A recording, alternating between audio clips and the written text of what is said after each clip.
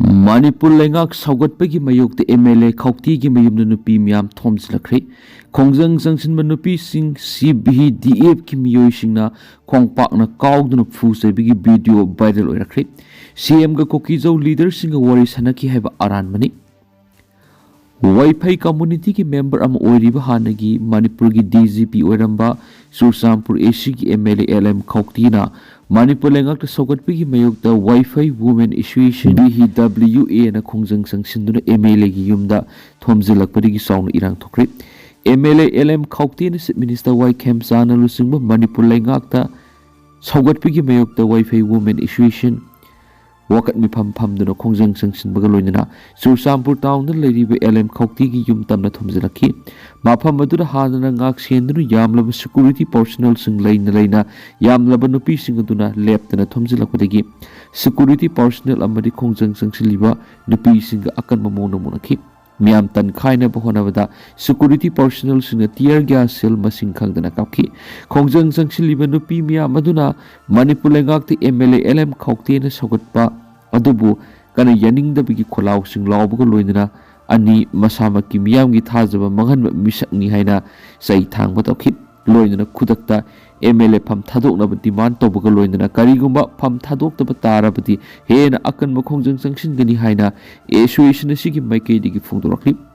Hill Journal gi report amada Wi-Fi Women Association BHWA gi thorang makhada MLA LM Khauti na Manipur lengak sogatpa yaningdaba phungdoktuna ngasi Bethel area da leiba Wi-Fi community center da wakat mi pham duna Khongjang sangsingba loinana MLA gi Thangjam road ta leiba mayum tamna thomjinkhibani pausna makha taraduna MLA gi mayokta Khongjang sangsindana BHWA na Thorang torakpa du lepnaba Central Village Defense Force CVDF amasum Zomi Mother Association na athingba thamki aduba athingba du thugai duna BHWA na ngasigi Khongjang adu sangsilakpani haidi amaramna ngasigi Khongjang adu saruk yakhiba nupi singda Central Village Defense Force CVDF members singna Kongpakna Kaoduna amadi phubagi video viral oirakhi Manipur violence manungda Meetei gi mathakta attack tawnaba CVDF asi semkhibani masigi members sing Zomi Revolutionary Army ZRA na train tawbani haiba wafam leiribani CM ga Kokizau leader sing wari sanakhi haiba aranmani nungtigi phongba pauksi kharada ngarang Chief Minister Y Khemsana jiribamda laklamba adu Chief Minister na Kokizau community gi leader singa unaduna wari sanakri haina phongliba paudu aranmani haina Kuki NP jiribam Tamenglong amasum none na phungdorakli Kuki NP jiribam Tamenglong amasum none na thadorakpa chirolamada mathaki wafam asi phungdokladuna loinana Kokizau council natragan Kuki NP JTN makhada leiba authorized oiba Kokizau community gi mihut singa masum Chief Minister ani gi marakta formal oina natragana informal oina wari sanaba leiti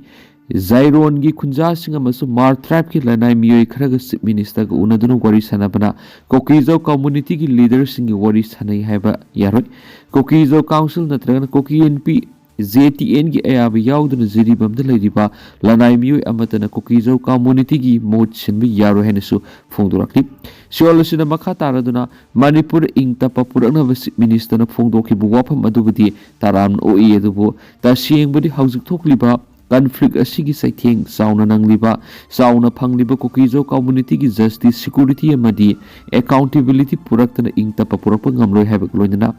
media housing na su verify tawdana pau phungbidana ba wafam thamlakli ngasi su litana numai kapna khibaga loinana nauna yum khara su mai thakri hari litan gi irangda tangkhulnaga headman mayum leitaba miyoi hali Urkhol district ki litan haukiba numaiju numiki numidang dagi hingsa gi thawdok kya community ani gi marakta tholakraba matung ngarang irang khara nem tharuraba sungasi nauna irang amuk tholaktuna nakal ani gi marakta akan mamongna numai kapna khibaga loinana nauna yum kya sumai thakri press da phangwa pawda ngasi ayuk pung 8:40 rom tabada makut apaba makhal gi khulai sing paiba koki arm militant singna numai round kya kaptuna litan todel lanthoktuna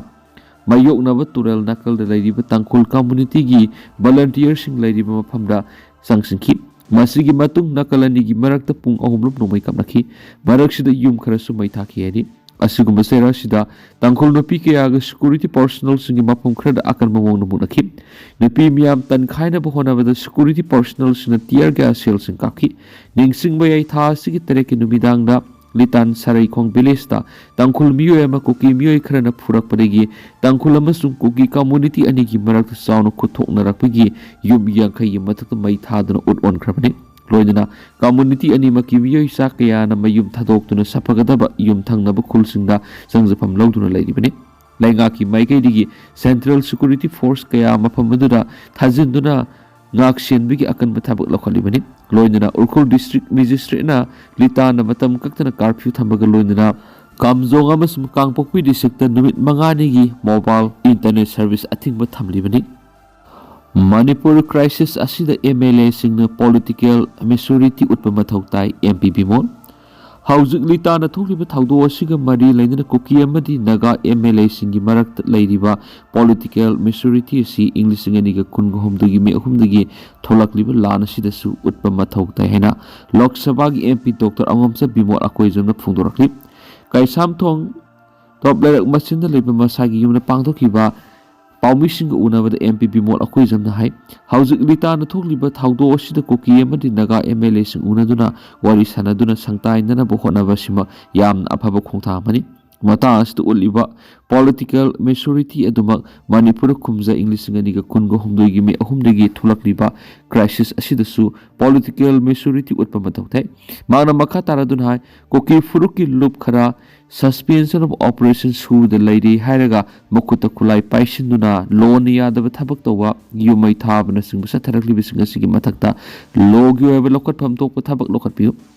Manipur police CRPF Assam rifles ꯑꯃꯗꯤ ꯑꯇꯩ ꯂꯩꯔꯤꯕ security ꯐꯣꯔꯁꯁꯤꯡꯅ ꯅꯣꯡꯃꯩ ꯄꯥꯏꯕ ꯅꯠꯇꯅ ꯑꯇꯩ ꯑꯇꯣꯞꯄ ꯃꯤꯑꯣꯏ ꯑꯃꯅ ꯅꯣꯡꯃꯩ ꯄꯥꯏꯔꯒ ꯀꯣꯏꯆꯠ ꯆꯠꯄꯗ ꯅꯣꯔꯃꯦꯜ ꯑꯣꯏꯍꯟꯕ ꯑꯁꯤ ꯇꯧꯍꯟꯕꯤꯒꯅꯨ꯫ ꯂꯩꯉꯥꯛ ꯂꯩꯔꯒꯗꯤ ꯂꯩꯉꯥꯛ ꯑꯃ ꯂꯩꯕꯒꯤ ꯆꯠꯅ ꯄꯊꯥꯞ ꯆꯠꯄꯤꯌꯨ ꯍꯥꯏꯅꯁꯨ ꯐꯣꯡꯗꯣꯛꯈꯤ꯫ ꯏꯔꯝꯗꯝ ꯑꯁꯤꯗ ꯊꯣꯛꯂꯤꯕ ꯂꯥꯟ ꯑꯁꯤ ꯍꯦꯛ ꯍꯧꯔꯛꯄꯗꯒꯤ ꯍꯧꯅ ꯏꯟꯗꯤꯌꯥ ꯂꯩꯉꯥꯛꯅ ꯁꯥꯟꯅꯕ ꯂꯤꯂꯥꯅꯤ ꯍꯥꯏꯕꯁꯤ ꯈꯪꯅꯔꯕ ꯉꯥꯛꯇꯅꯤ꯫ ꯂꯣ ꯑꯦꯟ ꯑꯣꯔꯗꯔ ꯑꯁꯤ ꯃꯄꯨꯡ ꯐꯥꯅ ꯆꯠꯅꯍꯟꯒꯦ ꯏꯟꯗꯤꯌꯥ ꯂꯩꯉꯥꯛꯀꯤ ꯃꯈꯥꯗ ꯏꯁꯇꯦꯠ ꯂꯩꯉꯥꯛ ꯑꯁꯤ ꯅꯝꯁꯤꯟꯗꯨꯅ ꯊꯝꯂꯣꯏ ꯍꯥꯏꯔꯒꯗꯤ ꯃꯅꯤꯄꯨꯔꯒꯤ ꯏꯁꯇꯦꯠ ꯄꯨꯂꯤꯁ ꯃꯄꯥꯡꯒꯜ ꯀꯟꯈꯠꯍꯜꯂꯨ ꯍꯥꯏꯅ ꯁꯦꯟꯇꯔ ꯂꯩꯉꯥꯛꯀꯤ ꯄꯨꯛꯅꯤꯡ ꯆꯤꯡꯁꯤꯟꯈꯤ꯫ ꯃꯔꯛꯁꯤꯗ ꯑꯩꯈꯣꯏ ꯈꯨꯗꯤꯡꯃꯛꯅꯁꯨ ꯈꯨꯎ ꯁꯦꯜꯂꯒ ꯂꯩꯕ ꯃꯊꯧ ꯇꯥꯏ꯫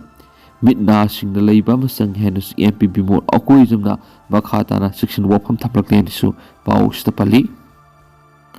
State level school sport meet ꯂꯣꯏꯁꯤꯟꯈ꯭ꯔꯦ꯫ ꯗꯤꯄꯥꯔꯠꯃꯦꯟꯠ ꯑꯣꯐ ꯏꯗꯨꯀꯦꯁꯟ ꯑꯦꯁꯅ ꯁꯤꯟꯗꯨꯅ ꯊꯥ ꯑꯁꯤꯒꯤ 9ꯗꯒꯤ ꯍꯧꯔꯒ ꯅꯨꯃꯤꯠ 5ꯅꯤ ꯆꯨꯞꯅ ꯆꯠꯊꯔꯛꯄ ꯏꯁꯇꯦꯠ ꯂꯦꯚꯦꯜ ꯁ꯭ꯀꯨꯜ ꯁ꯭ꯄꯣꯔꯠ ꯃꯤꯠ 2026 ꯉꯁꯤ ꯂꯣꯏꯁꯤꯟꯈ꯭ꯔꯦ ꯍꯥꯏꯅꯁꯨ ꯄꯥꯎ ꯑꯃꯅ ꯃꯈꯥ ꯇꯥꯅ ꯐꯣꯡꯗꯣꯔꯛꯂꯤ꯫ ꯇꯦꯟꯇꯛꯅ ꯁꯨꯝꯅ ꯃꯌꯥꯝꯗ ꯊꯝꯖꯒꯦ ꯑꯗꯨꯒ ꯍꯧꯖꯤꯛ ꯑꯣꯏꯅꯗꯤ ꯃꯌꯥꯝ ꯄꯥꯎ ꯃꯇꯥꯡ ꯑꯁꯤ ꯂꯣꯏꯁꯤꯟꯖꯔꯒꯦ ꯑꯃꯁꯨꯡ ꯃꯈꯥ ꯇꯥꯕ ꯑꯅꯧꯕ ꯑꯞꯗꯦꯠ ꯃꯌꯥꯝ ꯄꯨꯟꯅ ꯉꯥꯏꯃꯤꯟꯅꯁꯦ ꯍꯥꯏꯅ ꯆꯦꯅꯦꯜ ꯑꯁꯤꯒꯤ ꯃꯥꯏꯀꯩꯗꯒꯤ ꯃꯌꯥꯝꯐꯝꯗ ꯃꯈꯥ ꯇꯥꯅ ꯊꯝꯖꯔꯤ꯫